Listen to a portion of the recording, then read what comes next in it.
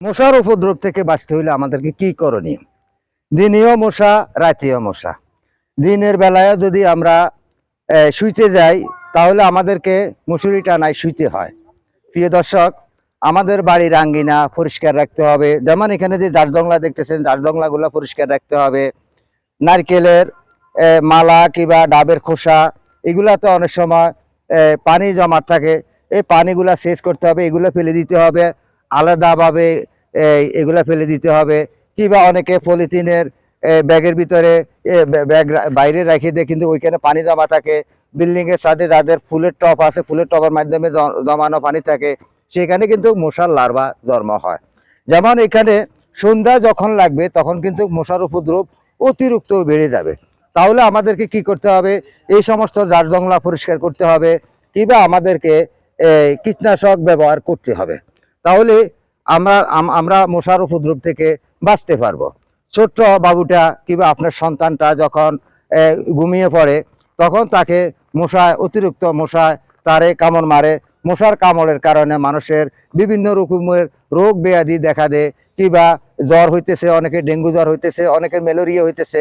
শহরে বন্দরে গ্রামগঞ্জে সব জায়গাতে শুধু মশা আর মশা।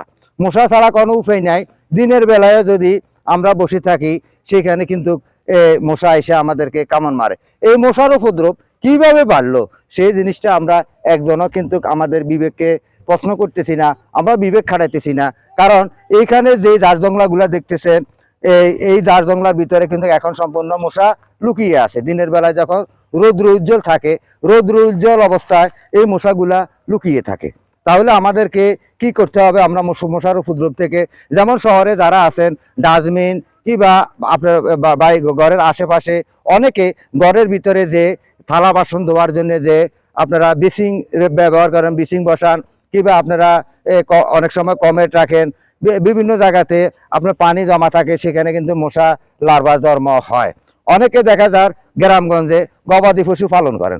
গবাদি পশু যখন আপনি পালন করেন সেখানে গরুর যে বর্জ্যগুলো আপনি এক জায়গায়, মলমূত্রগুলো যখন এক জায়গায় আপনি একটা গর্তের ভিতরে রাখেন, সেখানে কিন্তু পানিও থাকে, সেখানে অতিরিক্ত মশা সেখানে জন্ম হয়।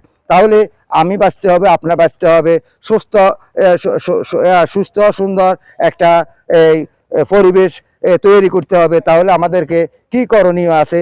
আমাদেরকে জারজংলাগুলা পরিষ্কার করতে হবে।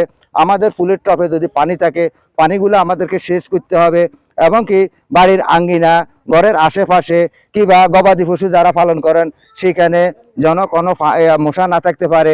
যেখানে বর্জ্যগুলা ব্যবহার করেন সেখানে কিন্তু এইভাবে স্প্রে করতে হবে।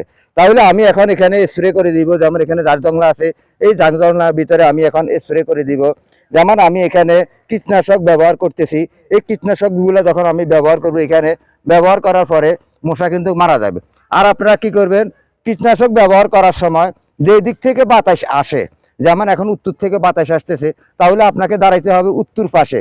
আর নয়তোবা আপনার মুখের মাধ্যমে কিন্তু মাস্ক ব্যবহার করতে হবে। মাস্ক ব্যবহার না করলে, কারণ কীটনাশকের বিষ কি আপনার নাকে দিয়ে প্রবেশ হইতে পারে, তখন আপনি কিন্তু সেখানেও আবার মশা মারতে যাইয়া নিজে মারা যাবেন না। নিজে যেন মারা না যান, তাহলে আমাদেরকে অনেক সচেতন থাকতে হবে, আমাদের ছোট্ট মনিটাকে বাঁচাইতে হবে। আমি এখন এখানে যে কীটনাশকগুলো ব্যবহার করবো, এই যে আমি এখানে হাওয়া দিচ্ছি, হাওয়া দিয়ে এই কীটনাশকগুলো কিন্তু আমি ব্যবহার করব। এই কীটনাশকগুলো ব্যবহার করার পরে আমার এখানে কীটনাশকগুলো ব্যবহার করব। দেখেন আমি এটা হাওয়া দিয়ে নিচ্ছি।